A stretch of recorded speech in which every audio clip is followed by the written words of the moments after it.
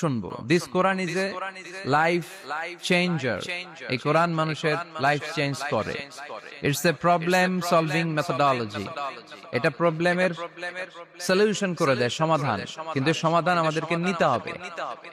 আমরা এই সমাধান নেওয়ার জন্য প্রস্তুত তো? সারা বছরই সুস্থ ছিলাম, ঠিক কিনা? পুরো বছরই আমাদেরকে রিজিক দিয়ে ধন্য করেছে কে? এত সুখে থাকার পরেও ভূতে গিলায়, ঠিক কিনা? আমরা কমপ্লেইন করি, আল্লাহ এইটা নাই, ওইটা নাই, এইটা চাই, ওইটা চাই, এইটা লাগবে, ওইটা লাগবে। তো এই জন্য রাসূল সাল্লাল্লাহু আলাইহি ওয়াসাল্লাম বলেছেন, উনজুর ইলা মান হুয়া আসফালা মিনকা।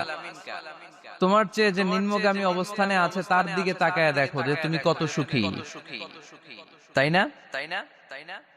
তোমার চেয়ে উপরের দিকে যারা আছে তাদের দিকে তাকিও না, নিচের দিকে যারা আছে তাদের দিকে তাকাও। হাসপাতালের বার্ন ইউনিটে যান, আগুনে ঝলসে গিয়েছে যে সমস্ত মানুষের দেহ, তাদেরকে ভর্তি করা হয় হাসপাতালের বার্ন ইউনিটে। ওখানে গেলে দেখবেন যে তারা কিভাবে চিৎকার করে, সারা দেহটা ঝলসে গিয়েছে, জ্বলে পুড়ে ছারখার।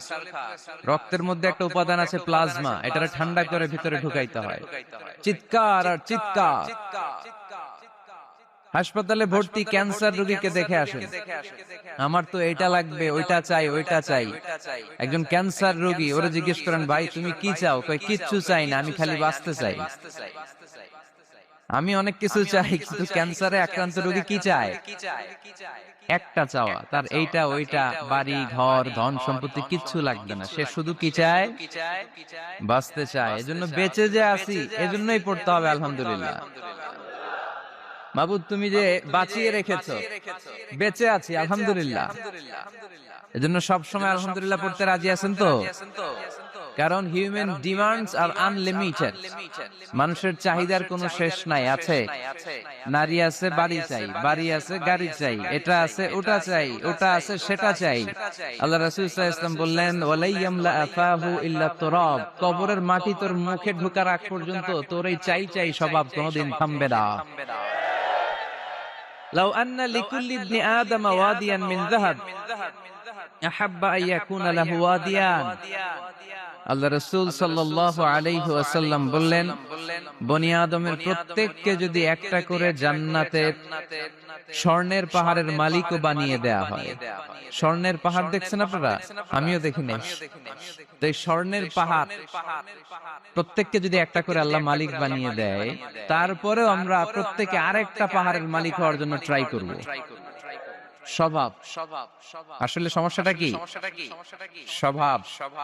বুঝে শুনে উত্তর করেন তো, একটা স্বর্ণের পাহাড়ের মালিক যদি আমি হই, শুধু আমি না, আমার 14 পুরুষ এটারে বিক্রি করে খেয়েও কি শেষ করতে পারবো? তাইলে আরেকটা স্বর্ণের পাহাড় লাগবে কেন আমার? আল্লাহ রাসূল সাল্লাল্লাহু আলাইহি ওয়াসাল্লাম বললেন, একটা স্বর্ণের পাহাড়ের মালিক হলেও আরেকটা স্বর্ণের পাহাড়ের জন্য মানুষ পাগল হয়ে যাবে। ওয়ালাইয়ামলা আফাহু ইল্লা তুরাব। কবরের মাটি যেদিন ওর মুখে না ঢুকবে, ওর এই খাই খাই নাই নাই এই স্বভাব তার বন্ধ হবে। আমরা ওই অকৃতজ্ঞশীল বান্দাদের অন্তর্ভুক্ত হতে চাই। আমরা সুখে দুঃখে কি পড়বো? আরো জোরে পড়েন, কি পড়বো? আমরা সব সময় আলহামদুলিল্লাহ পড়বো। আমরা সব সময় আল্লাহ শুকরিয়া করব। শুকরিয়া করলে আল্লাহ নেয়ামত বাড়িয়ে দেয়। লা ইন শাকারতুম লা আযীদান্নাকুম ওয়া লা ইন কাফারতুম ইন্না আযাবী লাশাদীদ। যদি আমার শুকরিয়া করো আমি নেয়ামত বাড়িয়ে দেব, আর না শুকরি করলে আযাব দেব। নাও দ্য ডিসিশন ইজ ইয়ার্স। আমরা আল্লাহর নেয়ামত চাই। এজন্য আমরা কমপ্লেইন করব না যে আল্লাহ এইটা দাও নাই, ওইটা দাও নাই, এইটা পাই নাই, ওইটা পাই নাই, ও অত ভালো আছে, আমি ভালো নাই কেন? ওর চাকরি হয়, আমার হইলো না কেন? ও বিসিএস এ টিকে, আমি ফেল মারলাম কেন? ওর ব্যবসায় হিট লালে লাল, আমার খালি লস কেন? কিচ্ছু দিলা না আল্লাহ তুমি আমার। বলবেন এগুলা? সব সময় কি বলবো? আরো জোরে কি বলবো? This is my first and foremost message today for you. আজকের দিনের প্রথম মেসেজ হচ্ছে আমরা সব সময় আলহামদুলিল্লাহ পড়ব। রাজি আছেন? আল্লাহ তুমি কবুল করো। নানা কারণে আমাদের মন খারাপ হয়। আল্লাহ রাসূল সাল্লাল্লাহু আলাইহি ওয়াসাল্লামের মন খারাপ। আমাদের মন খারাপ হলে আমাদের বন্ধুরা আমাদের মন ভালো করে। আল্লাহ রাসূল সাল্লাল্লাহু আলাইহি ওয়াসাল্লামের বন্ধু কে? আল্লাহ রাসূল সাল্লাল্লাহু আলাইহি ওয়াসাল্লামের যখন মন খারাপ হতো, স্বয়ং আল্লাহ তাআলা আল্লাহ রাসূলের মন ভালো করে দিত। সুবহানাল্লাহ। আসতে পড়েন। সুবহানাল্লাহ পড়লে লাভ আছে না? একবার সুবহানাল্লাহ পড়লে আকাশের জমিনের মাঝখানের যত গ্যাপ, ফাঁকা জায়গা, এই পুরো ফাঁকা জায়গাটাতে সওয়াব দিয়ে পরিপূর্ণ করে আল্লাহ আপনার আমলনামায় ঢুকিয়ে দেয়। এই যে এখন আওয়াজ করে কয় সুবহানাল্লাহ।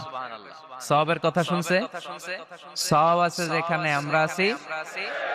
সূরাতুদ দুহা মোটিভেশনাল সূরা। আল্লাহ রাসূল সাল্লাল্লাহু আলাইহি ওয়াসাল্লামের বড় মন খারাপ। রাসূল সাল্লাল্লাহু আলাইহি ওয়াসাল্লামের মন খারাপ, আল্লাহ সহ্য হচ্ছে না।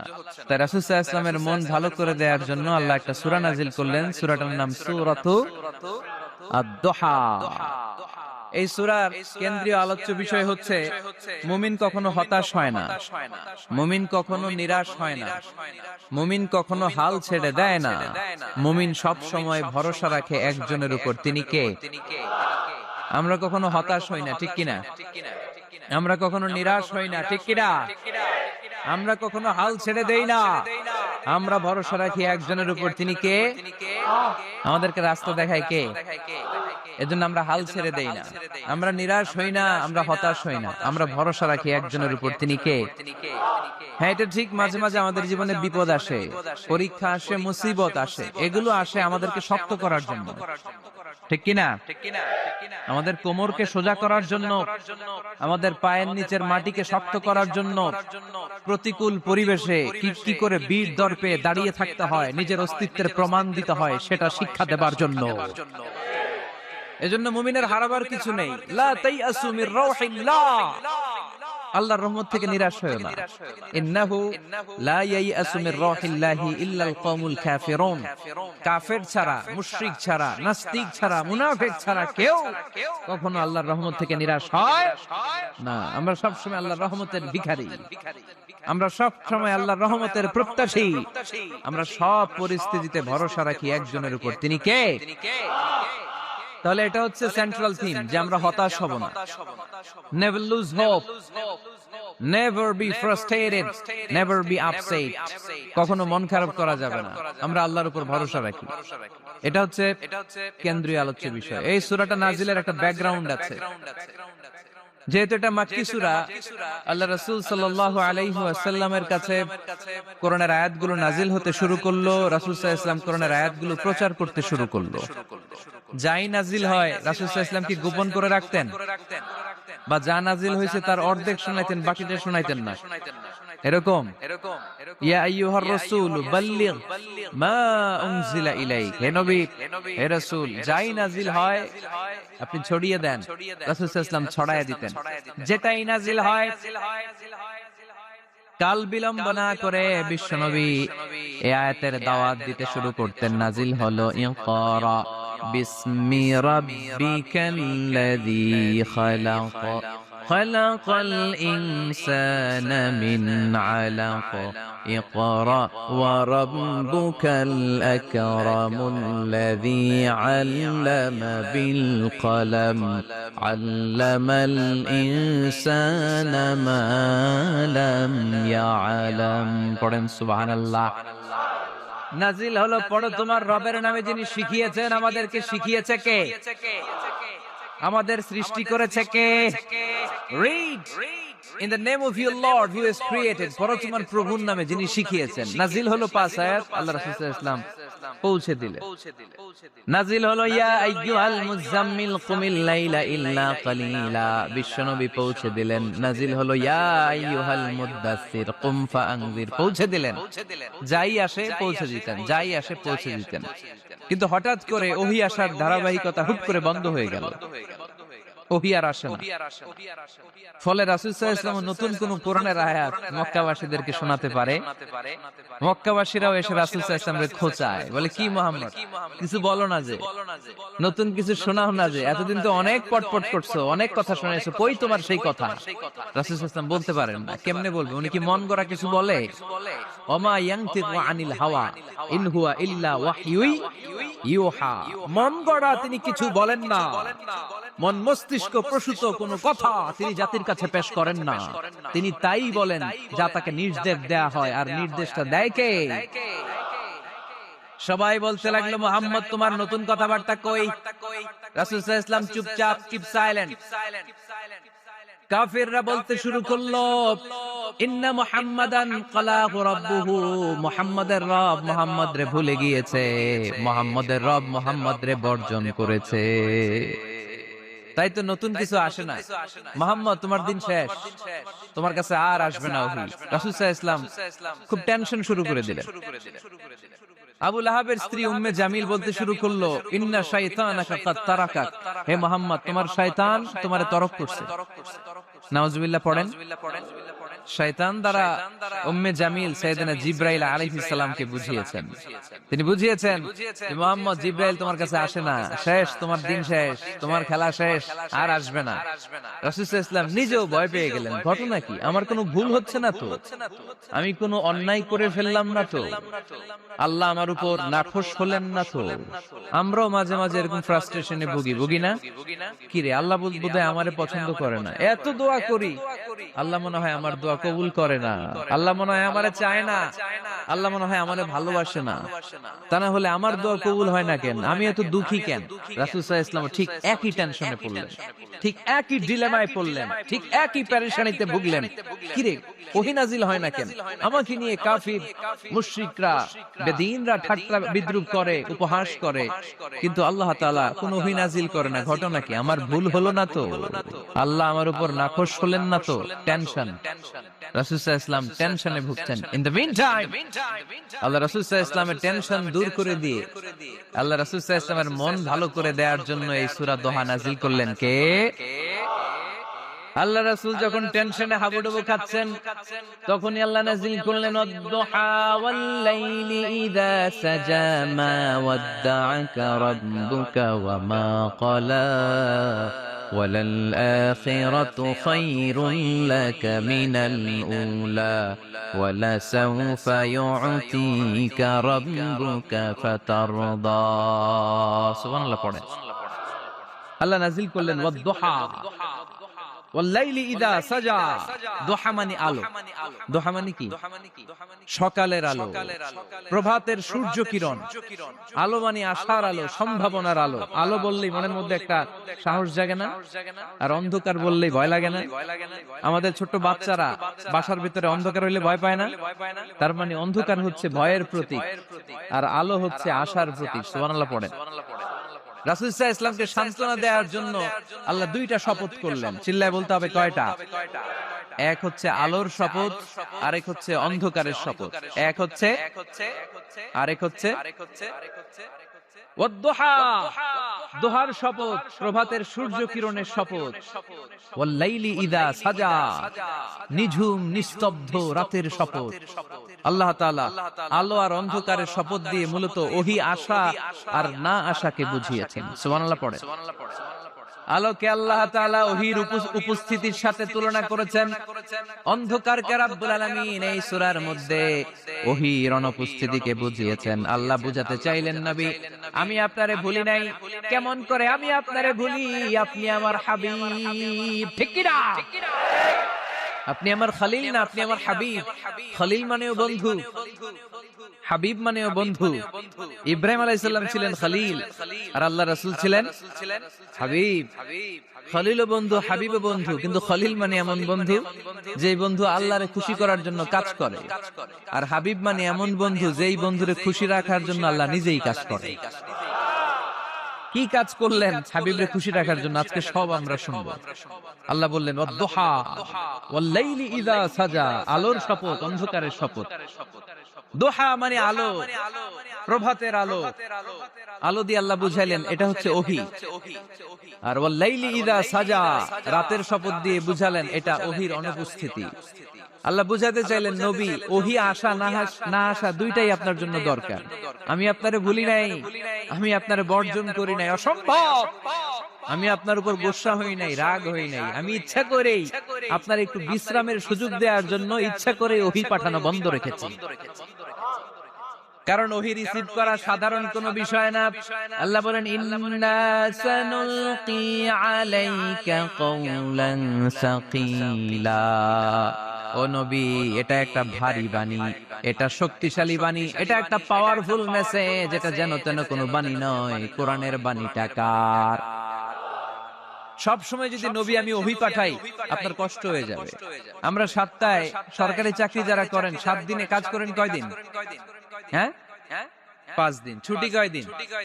তো পুরা সপ্তাহ 7 দিনে যদি কাজ থাকতো করতে পারতেন? কথা বলেন। আবার 7 দিনে যদি ছুটি থাকতো ভাল লাগতো?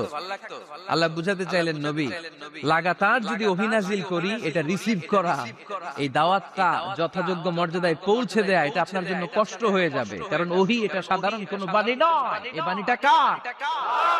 আল্লাহ রাসূল যখন ঘোড়ার উপরে কিংবা উটের উপরে থাকা অবস্থায় কোরআনের আয়াত নাজিল হতো ওনার উপর, কোরআনের ভারে, কোরআনের পাওয়ারে উটের পা গুলো, ঘোড়ার পা গুলো মরুভূমির বালির মধ্যে দেবে যেত। এত পাওয়ারফুল বাণী। লাউ আনজালনা হাযাল কুরআনা আলা জাবাল লারাআইতাহু খাশিআম মুতাসাদ্দিআম মিন খাশিয়াতিল্লাহ। হে নবী, কোরআনকে আপনার কাছে না পাঠিয়ে পাহাড়ে নাজিল করলে, মাউন্ট এভারেস্টে নাজিল করলে, তুর পাহাড়ে নাজিল করলে, আল্পস পর্বতমালায় নাজিল করলে, আলাস্কা মাউন্টেন রেঞ্জ এটার উপর নাজিল করলে, এই ময়মনসিংহের গারো পাহাড়ের উপর নাজিল করলে মুহূর্তে এই পাহাড়গুলি ভেঙে চুড়ে চুরমার হয়ে খান খান হয়ে যেত। তার মানে এই বাণীটা কি হালকা না শক্ত? ওটের উপর থাকা অবস্থায় যখন কোরআন নাজিল হতো ওটের পা দেবে যেত। ঘোড়ার উপর থাকা অবস্থায় কোরআন নাজিল হলে ঘোড়া বসে যেত। শীতের রাতে কোরআন নাজিল হলে আম্মাজান আয়েশা বলেন আমরা কম্বল গায়ে দিয়ে কাঁপতাম। ওয়া ইন্না জাবিনাহু লা ইয়াতাফাসসাদু আরাকান, রাসূল সাল্লাল্লাহু আলাইহি ওয়াসাল্লামের দাড়ি আর থুতনি বেয়ে ঝরঝর করে ঘাম ঝরতো। এক সাহাবীর মাথার মধ্যে পা রেখে বিশ্বনবী শুয়ে আছেন, ঘন্টাখানিক শুয়ে থাকলেন। সাহাবী বলে আমার ব্যথা লাগে না। বিশ্বনবী শুয়ে আছেন, হঠাৎ করে বিশ্বনবী ঘুম থেকে জাগলেন, কিন্তু এই সাহাবীর রানের উপর থেকে মাথা তোলেন নাই। ইন দা মিন টাইম কোরআনের আয়াত নাজিল হওয়া শুরু হলো। সাহাবী বলেন 1 ঘন্টা শুয়ে আছে আমি টের পাই না, কিন্তু যখন কোরআনের আয়াত নাজিল হলো মনে হলো উহুদ পাহাড়টা আমার পায়ের উপরে চেপে বসেছে। ঘন্টাখানিক শুয়ে আছে বিশ্বনবী, সাইয়েদনা যায়েদ রাদিয়াল্লাহু তাআলা আনহু রানের মধ্যে মাথা রেখে। উনি টেরই পাচ্ছেন না, কিন্তু ইন দ্য মিন টাইম হঠাৎ করে সাইয়েদনা জিবরাইল কোরআনের আয়াত নিয়ে আসলেন। বিষ্ণু সাল্লাল্লাহু আলাইহি ওয়াসাল্লাম কোরআনের আয়াত রিসিভ করতে শুরু করলেন। যখনই কোরআনের আয়াত নাজিল হলো সাহাবী বলেন বিশ্বনবীর মাথার ওজনটা এত বেড়ে গেল আমার মনে হচ্ছে মুহূর্তের মধ্যে আমার পায়ের রান ফেটে খান খান হয়ে যাবে। তার মানে এই কোরআনের মধ্যে পাওয়ার আছে না নাই? এটা কি হালকা বাণী না ভারী বাণী? প্রতিদিন যদি এই ভারী ভারী কথা বিশ্বনবীর কাছে রিসিভ হয়, বিশ্বনবী এই ওহীর ভার স্নায়ুতে সহ্য করতে পারবে?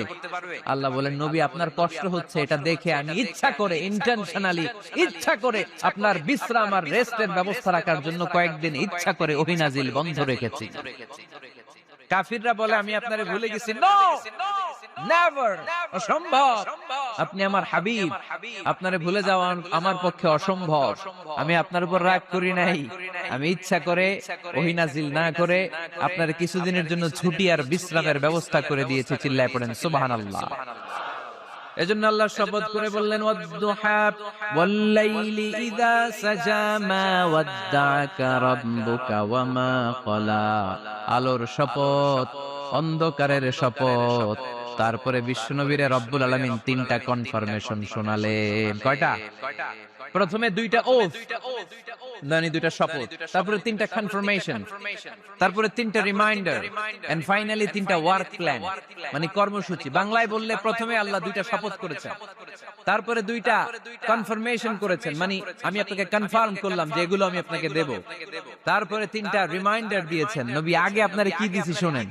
আর সর্বশেষ আল্লাহ তাআলা বিশ্ব নবীকে 3টা ওয়ার্ক প্ল্যান দিয়েছেন, মানে কর্মসূচি। চিল্লায় পড়তে হবে সুবহানাল্লাহ। কনফার্মেশন নাম্বার 1, মা ওয়াদ্দা'কা রাব্বুকা ওয়া মা ক্বালা। ও নবী চিন্তা করবেন না, আমি আপনারে ভুলি নাই, আমি আপনারে বর্জন করি নাই। কাফেররা যে বলে আমি আপনারে ছেড়ে দিয়েছি, ভুলে গিয়েছি, নো, আমি আপনারে ভুলি নাই, আপনারে ভোলা আমার পক্ষে সম্ভব না। সুবহানাল্লাহ পড়েন। 2 নাম্বার কনফার্মেশন আল্লাহ বললেন ওয়ালাল আখিরাতু খায়রুল লাকা মিনাল উলা। পড়েন ওয়ালাল আখিরাতু খায়রুল লাকা মিনাল উলা। ও নবী, দুনিয়ার জীবনের চাইতে আখিরাতের জীবন আপনার জন্য শ্রেষ্ঠ। কিন্তু আমরা দুনিয়ার পিছনে পড়ে থাকি। আল্লাহ বললেন ওয়ালাল আখিরাতু, অবশ্যই আখিরাত খায়রুল লাকা, আপনার জন্য উত্তম, মিনাল উলা, এই দুনিয়ার চেয়ে। And verily indeed the hereafter is far better for you than this dunya. অবশ্যই অবশ্যই এই দুনিয়ার ক্ষণস্থায়ী জীবন আপনার জন্য উত্তম নয়, আখিরাত এই দুনিয়ার চেয়ে হাজার গুণ বেশি উত্তম। চিল্লায় কোন সুবহানাল্লাহ। আবার আরেক আয়াতে আল্লাহ বললেন বাল তুসিরুনাল হায়াতাদ দুনিয়া ওয়াল আখিরাতু খায়রুন ওয়া আবাকা। তোমরা এই দুনিয়ার জীবনকে প্রাধান্য দিয়ে থাকো, কিন্তু দুনিয়াটা শ্রেষ্ঠ নয়। আল্লাহর কাছে আখিরাত হলো শ্রেষ্ঠ, আখিরাত হলো স্থায়ী। সুবহানাল্লাহ পড়েন। তাহলে প্রথমে কনফার্ম করলেন নবী, নো টেনশন, নো টেনশন, আমি আপনার সাথে আছি। আল্লাহ যদি সাথে থাকে আর কিছু লাগে?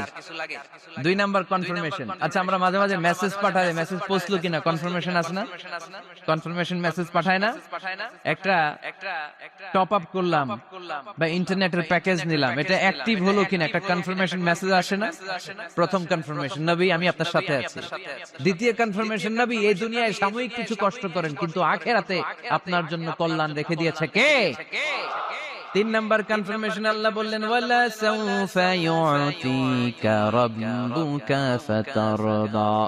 ও নবী, আমি আপনার সাথে আছি, আখিরাতকে আপনার জন্য সাজিয়ে প্রস্তুত করে রেখেছি।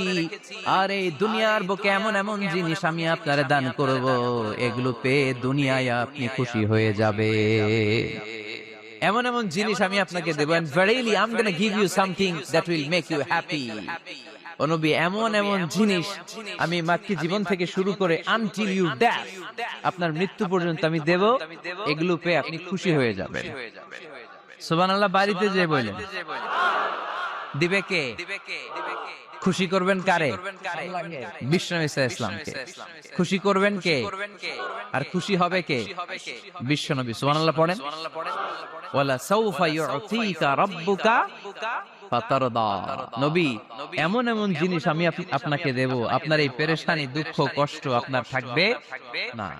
কখনোই আমি আপনার মন খারাপ হতে দেব না। যখনই আপনি চিন্তিত, যখনই আপনি টেনশনে আছেন, যখনই আপনি পেরেশানিতে আছেন, এমন নাজ নেয়ামত আর খুশামদেদ আপনারে শোনাবো, সুখের সংবাদ শোনাবো, ওই সংবাদ শুনে আপনি নবী খুশি হয়ে যাবেন। তার মানে নবীর মন ভালো করার দায়িত্ব নিছে কে? কি? আল্লাহ পাইছি আমরা। বিশ্বনবীর মন খারাপ, তখনই আল্লাহ অ্যাক্টিভ, তখনই আল্লাহ নেয়ামত পাঠায়। কিভাবে বিশ্বনবীর মন ভালো করেন আল্লাহ?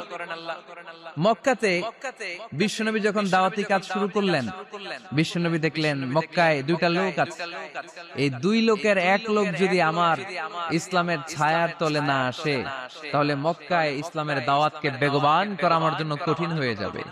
বিশ্বনবী সাল্লাল্লাহু আলাইহি ওয়াসাল্লামের মন খারাপ, হায় রে, এই 2টার একজনও তো আমার কথা শুনে না, এই 2 জনের একজনও তো আমার দাওয়াত কবুল করে না। একদিন তাহাজ্জুদের সালাতে বিষ্ণু সাল্লাল্লাহু আলাইহি ওয়াসাল্লাম কেঁদে কেঁদে আল্লাহর কাছে দোয়া শুরু করলেন। বিশ্বনবীর যে মন খারাপ, আল্লাহ তো এটা বোঝে টোঝে না, তাই না? আল্লাহ তো বোধহয় দেখে না, না? তাহাজ্জুদের নামাজে ভারাক্রান্ত মন নিয়ে আল্লাহ রাসূল সাল্লাল্লাহু আলাইহি ওয়াসাল্লাম দোয়া করলেন, আল্লাহুম্মা আইজ্জাল ইসলামা বিআহাব্বির রাজুলাইনি ইনদাক। আল্লাহ, মক্কার 2টা লোকের নাম তোমার কাছে বলবো আজকের তাহাজ্জুদের মুনাজাতে। 2টা লোকের নাম তোমার কাছে তাহাজ্জুদের ফরিয়াদে আমি উল্লেখ করব। 2টা লাগবে না, 2 জনের একজনের দিলেই হবে। আল্লাহ রাসূল দোয়া করলেন, আল্লাহুম্মা আইজ্জাল ইসলাম বিআহাব্বির রাজুলাইনি ইনদাক। আল্লাহ, মক্কার 2 জনের একজনকে আমি চাই, এই 2 জনের যে কোনো একজন যেন কালিমা পড়ে মুসলমান হয়ে যায়। আল্লাহ রাসূল দোয়া করলেন, আল্লাহুম্মা আইজ্জাল ইসলাম বিআহাব্বির রাজুলাইনি ইনদাক বিউমর ইবনে আল-খাত্তাব আও আবি জাহল ইবনে হিশাম। আল্লাহ, হিশামের বেটা আবু জাহেল এরে দাও, নাইলে খাত্তাবের বেটা উমর রে দাও। সুবহানাল্লাহ পড়বেন না? কিন্তু আল্লাহ রাসূলের দোয়া কবুল হয় না। আল্লাহ রাসূল অপেক্ষা করছেন। ইন দা মিন টাইম সাফা পাহাড়ের পাদদেশে আরকাম ইবনে দারিল আরকামের ঘরে বিশ্বনবী বসে বসে কোরআনের দাওয়াত লুকিয়ে লুকিয়ে দিচ্ছিলেন। সাইয়েদনা ওমর ফারুক তখনও কালিমা পড়েন নাই। তিনি বিশাল একটা নাঙ্গা তলোয়ার নিয়ে বিশ্বনবীকে আক্রমণ করার জন্য যখন দারুল আরকামের ঘরের দিকে ছুটে আসছেন, সাহাবারা বলতে শুরু করলো, নবী আপনি ওই দরজা দিয়ে তাড়াতাড়ি মুহূর্তেই পালিয়ে যান। ওমর ফারুক তলোয়ার নিয়ে আপনার সামনে চলে এলে রক্ষা নাই। আল্লাহ রাসূল বললেন, তোমরা সরব, দরজাটা খুলে দাও, ওমরকে আমার সামনে তাড়াতাড়ি চলে আসতে দাও। আমার মনে হচ্ছে ওই যে তাহাজ্জুদের জায়নামাজে বসে চোখের পানি ছেড়ে আল্লাহর কাছে যে ওই দিন রাতে দোয়া করেছি, আজকে আমার দোয়াটা কবুল হতে চলেছে। আমার তো মনে হচ্ছে আমার দোয়াটা কবুল হতে চলেছে, সরে যাও। হামজা ইবনে আব্দুল মুত্তালিব চাচারে সরাই দিলেন। সাইয়েদনা ওমর ফারুক তলোয়ার নিয়ে এসে বিশ্বনবীর নূরানী চেহারার দিকে তাকিয়ে মুহূর্তেই কুপকাত হয়ে গেল। তলোয়ারটা বিশ্বনবীর সামনে রেখে দিয়ে বললেন, আশহাদু আল্লা ইলাহা ইল্লাল্লাহ ওয়া আশহাদু আন্না মুহাম্মাদান আবদুহু ওয়া রাসূলুহু। আমি সাক্ষ্য দিলাম আল্লাহ ছাড়া কোনো ইলাহ নাই, আপনি মুহাম্মদ আল্লাহর রাসূল। বিশ্বনবীর মন খুশি হয়ে গেল। ওয়ালা সাউফা ইউতিকা রাব্বুকা ফাতারদা। নবী হে, অচিরে এমন এমন জিনিস আমি আপনারে দেব, আপনি পাবেন আর খুশি হবেন, পাবেন আর খুশি হবেন। আপনার মন খারাপ, আমি আল্লাহ নিজ দায়িত্বে মন ভালো করে দেব। পড়েন সুবহানাল্লাহ। সাইয়েদনা ওমর ফারুক মুসলমান হয়ে গেলেন। এবার আবু জাহেল, উতবা, শাইবা, ওয়ালিদ ইবনে মুগীরা এদের টনক নড়ে উঠল। কারণ ওমর ফারুকের মতো শক্তিশালী লোক মক্কায় দ্বিতীয়টা ছিল। উনি বললেন, ইয়া রাসূলুল্লাহ, আপনি কি সত্য নবী না? আল্লাহ রাসূল বললেন, হ্যাঁ সত্য নবী। এই কোরআন কি সত্য না? সত্য। ইসলাম কি সত্য ধর্ম নয়? এটাও সত্য। ওমর ফারুক বললেন, ফাফিমাল ইখতিফা, তাহলে লুকায়া লুকায়া কেন? তাহলে সাফা পাহাড়ের পাদদেশে আরকাম ইবনে আবিল আরকামের ঘরের ভেতরে অন্ধকার কূপে দাঁড়িয়ে কোরআনের তেলাওয়াত কেন? ময়দানে নেমে পড়েন, আমি ওমর আছি, দেখি কে কি করবে। রাসূল সাল্লাল্লাহু আলাইহি ওয়াসাল্লাম বললেন, না, এটা মাক্কি জীবন, ধীরে সুস্থে দাওয়াতি কাজ করো, ওমর ফারুকও ছাড়বে না। বললেন, ইয়া রাসূলুল্লাহ, একটা মিছিলের অনুমতি দেন। আল্লাহ রাসূল বললেন, যাও মিছিল দাও। ওমর ফারুক দুইটা লাইন করলেন, মোট খুঁজে পেলেন 11 জন। সুবহানাল্লাহ পড়ে। এক লাইনের নেতা বানালেন আল্লাহ রাসূল সাল্লাল্লাহু আলাইহি ওয়াসাল্লামের খুদ চাচা হামজা ইবনে আব্দুল মুত্তালিবকে। আর আরেক লাইনে উনি দাঁড়ালেন 6 জন 12 জন, উনি সহ 12 জনের মিছিল। সুবহানাল্লাহ পড়বেন না? তো মিছিলের সামনে দাঁড়িয়ে উনি একটা ছোট্ট এক বাক্যের ভাষণ দিলেন। উনি বললেন, মান আরাদা আন তাসকুলা উম্মুক ইয়াতামা ওয়ালাদু তারমিলা যাওজাতুহু ফালিয়াসুদ্দানি। এই মক্কার নেতা খেতারা, কে আছো? কে চাও মায়ের বুককে খালি করতে? কে চাও সন্তানগুলোরে ইয়াতীম বানাতে? কে চাও তোমার স্ত্রীকে বিধবা বানাতে? সামনে আসো, পারলে আমি ওমরে ঠেকাও। ওমর ফারুক দাঁড়ালেন, দাঁড়িয়ে তাকবীর শুরু করলেন, আল্লাহু আকবার, আল্লাহু আকবার, আল্লাহু আকবার। এক একটা স্লোগানে মক্কার মরুজমিন সেদিন থারথার করে কেঁপেছে। ইতিহাস সাক্ষী, আবু জাহেল, উতবা, শাইবা এই আল্লাহু আকবার স্লোগান আর শুনে নাই। হঠাৎ ভাবলো, ঘটনা কি? কার এত সাহস আমার নির্বাচনী এলাকায় আল্লাহু আকবার নামে স্লোগান দেয়? নেমে আসলো ঘর থেকে, বাইরে আইসা দেখে মিছিলের সামনে কে? ওমর রে দেখা দিছে এক দৌড়। শুধু কাফেররাই সাইয়েদনা ওমর ফারুককে দেখে দৌড়াতো না, মুনাফিকরাও ওমর ফারুককে দেখে দৌড় মারতো। ইভেন ইবলিস শয়তান ওমর ফারুককে দেখলে দৌড় মারতো। সুবহানাল্লাহ পড়তে পারলেন না? আল্লাহ রাসূল ওমর ফারুককে দেখলে বলতেন, ওমর মা সালাকা শাইতান সালিকান ফাজ্জান ইল্লা সালাকা ফাজ্জান গায়রা ফাজ্জিকুম। ইবলিস শয়তান যদি তোমার কোন রাস্তা দিয়ে হাঁটতে দেখে, ইবলিস শয়তান ওই রাস্তা রেখে দিয়ে অন্য রাস্তা দিয়ে হাঁটে। ওমর ফারুক আল্লাহর গিলাফ যে স্পর্শ করলেন আর মিছিল থামালেন, ওরকম ওমর আমাদের দরকার আছে না নাই? বিশ্বনবী বললেন, লা নাবিয়্যা বা'দি ওয়ালা রাসূলা, আমার পরে কোনো নবী নাই, কোনো রাসূল নাই, তবে আমার পরে যদি কেউ নবী হতো, লাউ কানা বা'দি নাবিয়্যুন লাকানা উমর, আমার পরে যদি নবী হওয়ার যোগ্যতা কারো থাকে, আমার প্রাণের সাহাবা ওমরের ওই যোগ্যতা আছে। প্রভু তুমি বলেছো রাসূল দেবে না, বলনি দেবে না ওমর, বলনি দেবে না হামজা তারিক, খালিদ বিজয় সমর। প্রভু তুমি বলেছ রাসূল দেবে না, বলনি দেবে না ওমর, বলনি দেবে না হামজা তারি, খালিদ বিজয় সমর।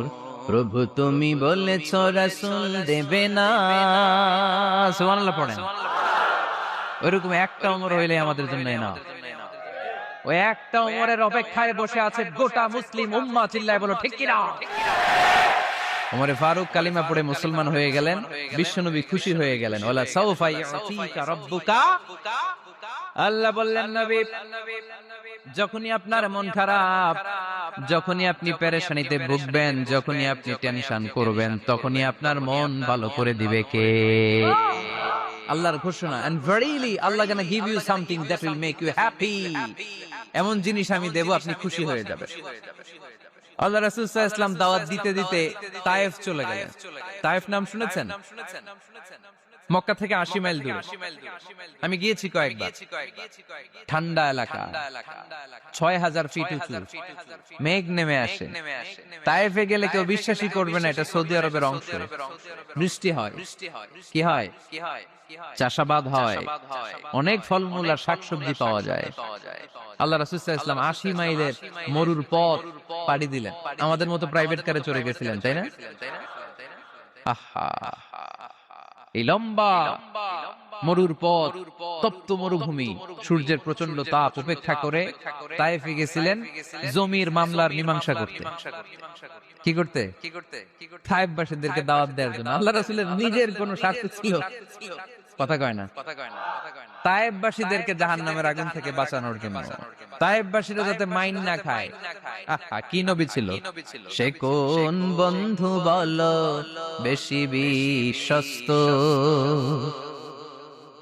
সে কোন বন্ধু বলো বড় বিশ্বস্ত, কার কাছে মন খুলে দেয়া যায়, কার কাছে প্রাণ খুলে বলা যায়,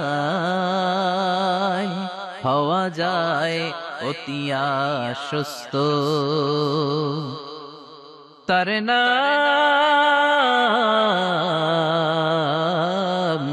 আহমদ বড় বিশ্বস্ত।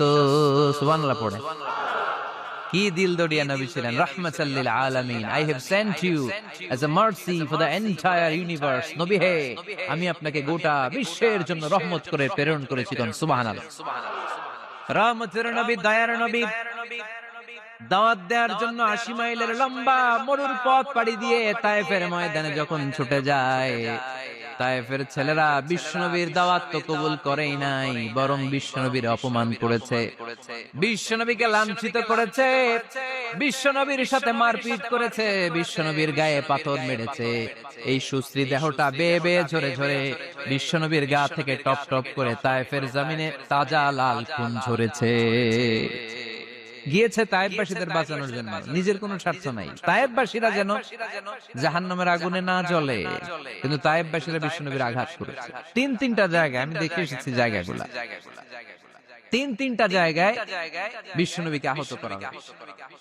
খেয়ে না খেয়ে দিন প্রচারের কাজে নিজেকে দিয়েছ বিলিয়ে, তায়েফের কাফিরেরা চিনল না সে আলো, দুষ্ট ছেলেদের পিছু দিল লেলিয়ে, পাথরের আঘাতে ক্ষত বিক্ষত হয়ে সারা শরীর থেকে রক্ত ঝরে। হে রাসূল তোমাকে ভুলি আমি কেমন করে, হে রাসূল তোমাকে ভুলি আমি কেমন করে, হাজার ব্যথা বেদনার পরে ফিরে আসনি তুমি আপন ঘরে, দিনের আলো তুমি ছড়িয়ে দিতে, চলে গেলে মদিনায় মক্কা ছেড়ে। হে রাসূল তোমাকে ভুলি আমি কেমন করে, হে রাসূল তোমাকে ভুলি আমি কেমন করে। পড়েন আল্লাহু আকবার। খেয়ে না খেয়ে বিশাল পথ পাড়ি দিয়ে দাওয়াত দিলেন, বিনিময়ে পেলেন পাথরের আঘাত। রক্তাক্ত হলেন বিশ্বনবী। আদ্দাস নামে খ্রিস্টান ছেলে বিশ্বনবীর হাতে কালিমা পড়ে মুসলমান হয়ে গেল। আল্লাহু আকবার। বিশ্বনবী খেজুর বাগানে ঢুকলেন, গা দিয়ে ঝর ঝর ঝর ঝর করে রক্ত বয়ে যায়। সাইয়েদনা যায়েদ রাদিয়াল্লাহু তাআলা আনহু পানি নিয়ে আসলেন। বিশ্বনবী ওযু করলেন, ফজরের নামাজে দাঁড়িয়ে লম্বা কেরাত পড়লেন। কেরাত শেষে বিশ্বনবী বসে আছেন, মন খারাপ। কার মন খারাপ? 80 মাইলের পথ পাড়ি দিয়ে আসলাম, মিশন তো সাকসেসফুল হয় নাই, কেউ তো কালিমা পড়ে নাই, আরো আমার পিছু লেগেছে, আহত করেছে আমাকে। বিষ্ণুবীর মন খারাপ। এত কষ্ট করে, এত ভালো মন নিয়ে, এত সুন্দর করে দাওয়াত দিলাম, কেউ দাওয়াত শুনলো না। বিষ্ণুবীর মন খারাপ। আর এই দৃশ্য আরশের উপর থেকে দেখে কে? আল্লাহ বললেন, নবী আপনার মন খারাপ, আপনার যখনই মন খারাপ তখনই আমার সাহায্য আছে না নাই? ওয়ালা সাউফা ইউতিকা রাব্বুকা ফাতারদা। আল্লাহ জানিয়ে দিলেন, নবী আপনি জানেন না, আপনি দেখেন নাই, ফজরের লম্বা কোরআনের তেলাওয়াত যখন আপনি করছিলেন, আপনার পিছন দিয়ে একদল জিন চলে যাচ্ছিল। জিন কারা যাচ্ছিল? এই জিন জাতি বিশ্বনবীর তেলাওয়াত শুনে থমকে দাঁড়িয়েছে। কিরে, এত সুন্দর বাক্য তো জীবনে শুনি নাই, এত সুন্দর কথামালা, শব্দের ব্যঞ্জন, ভাষার মাধুর্য, অলংকার কখনো তো শুনি নাই। এটা তো কোনো মানুষের বানানো কথা হতে পারে না, এটা মন্ত্র হতে পারে না, এটা কবিতা হতে পারে না, এটা নিশ্চয় আল্লাহর বাণী। ইন্না সামি'না কুরআনান আজাবা ইয়াহদি ইলার রুশদি ফাআমান্না বিহি। নিশ্চয় আমরা আজীব কোরআন শুনছি, শুধু শুনেই ক্ষান্ত থাকবো না, যেই কোরআন শুনেছি ওই কোরআনের উপর বিশ্বাস এনে আমরা জিনেরা মুসলমান হয়ে গেলাম। তারা তাদের এলাকায় যে দাওয়াত দিতে শুরু করলো। এই দৃশ্য বিশ্বনবী দেখছে নাকি? বিশ্বনবী তো তেলাওয়াত করতেছে ফজরের নামাজে। বিশ্বনবীর যখন মন খারাপ, আল্লাহ জানিয়ে দিলেন, নবী মন খারাপের কারণ নাই, দিতে আসছিলেন দাওয়াত দৃশ্যমান জাতিকে, মানে মানুষকে। কিন্তু এদের উপর যদিও দাওয়াত ফলপ্রসূ হয় নাই, অদৃশ্যমান এক জাতি, জিন জাতি আপনার মুখনিসৃত কণ্ঠে সুন্দর তেলাওয়াত শুনে পুরো জিন জাতি কালিমা পড়ে মুসলমান হয়ে গেছে। ওয়ালা সাউফা ইউতিকা রাব্বুকা ফাতারদা। নবী যেখানেই আপনি পেরেশান, যেখানেই আপনার মন খারাপ, ওখানেই মন ভালো করে দিবে কে? আল্লাহ রাসূল সাল্লাল্লাহু আলাইহি ওয়াসাল্লামের প্রিয়তম স্ত্রী খাদিজাতুল কুবরা আত-তাহিরা রাদিয়াল্লাহু তাআলা আনহা ইন্তেকাল করলেন। রাসূল সাল্লাল্লাহু আলাইহি ওয়াসাল্লামের হৃদয়টা ভেঙে খান খান হয়ে গেল। চাচা আবু তালেব ইন্তেকাল করলেন, হৃদয়টা ভেঙে খান খান হয়ে গেল। চারদিক থেকে শত্রুতা বাড়তে শুরু করলো, কোন দিক থেকে সাহায্য নাই। বিশ্বনবী আবার পেরেশান, কই যাব, কোথায় গেলে আশ্রয় পাবো? আমার তো কেউ নাই, কেউ আমার দুনিয়ায় বেঁচে নাই। প্রাণাধিক প্রিয় স্ত্রী খাদিজাতুল কুবরা দুনিয়া ছেড়ে বিদায় নিল। যেই চাচা আমার শেল্টার দিয়ে রাখতো কাফেরদের হাত থেকে, চাচাও চলে গেল। এখন আমি কই যাব? আল্লাহ বললেন, কই যাবেন? জায়গা পান না, আমার আরশে চলে আসেন, আমার আরশে চলে আসেন। সুবহানাল্লাযী আসরা বিআবদিহি লাইলাম মিনাল মাসজিদিল হারামি ইলাল মাসজিদিল আকসা। সুবহানাল্লাহ পড়েন। সাইয়েদনা জিবরাইলকে দিয়ে আল্লাহ সারপ্রাইজ দিলেন তার নবীকে। কি দিলেন? সারপ্রাইজ শব্দটার সাথে পরিচিত না আমরা? হঠাৎ করে কাউকে এমন কিছু দেখালাম বা দিলাম সে কল্পনাও করে নাই। সাইয়েদনা জিবরাইল মারফত আল্লাহ তাআলা তার প্রিয় হাবিবকে সারপ্রাইজ দিলেন। তিনি তার চাচাতো বোনের ঘরে শুয়েছিলেন, হঠাৎ করে সাইয়েদনা জিবরাইল ঘরের ছাদকে উঠিয়ে ফেললেন, বিশ্বনবীকে শাঁ করে নিয়ে হাতিমে শুইয়ে দিলেন, গলার এখান থেকে নাভি পর্যন্ত ছিঁড়ে ফেললেন। এটাকে বলে ওপেন হার্ট সার্জারি। শাক্কে সাদর, সিনা চাক করলেন। আল্লাহ রাসূলের হৃদয় বের করে জামজামের পানি দিয়ে ধৌত করলেন। হৃদয়ে নূর, ঈমান, হিকমত, প্রজ্ঞা দিয়ে হৃদয়টারে আবার পরিপূর্ণ করলেন, আবার সেলাই করে দিলেন। তারপরে সরাসরি এখান থেকে বাইতুল মাকদাস, ওখান থেকে আল্লাহর আরশে নিয়ে গেলেন। আল্লাহ সাউফা ইউতিকা রাব্বুকা ফাতারদা। নবী, এমন এমন জিনিস আমি আপনারে দেব, আপনি তো নিয়ে কুল পাবেন না। যখনই আপনার মন খারাপ, তখনই আমার দেয়া নেয়ামত আপনার জন্য আছে না নেই? মেরাজে চলে গেলেন, রবের সাথে সাক্ষাৎ করে দুনিয়ায় আসলেন। আসার পরে মক্কার লোকেরা আবার বিশ্বনবীকে হত্যার ষড়যন্ত্র শুরু করে দিল। বিশ্বনবী ডানে যাওয়ার জায়গা পায় না, বায়ে যাওয়ার জায়গা পায় না, সামনেও যেতে পারে না, পেছনেও যেতে পারে না। আল্লাহ বললেন, নবী এই এলাকায় আর থাকার দরকার নাই, আপনি মদিনায় চলে যান। তওবা, তয়বা, মদিনাতুন নবী, পবিত্র শহর, যে শহরের মাটিতে বরকত, যে শহরের বালুতে বরকত। চিল্লায় পড়েন সুবহানাল্লাহ।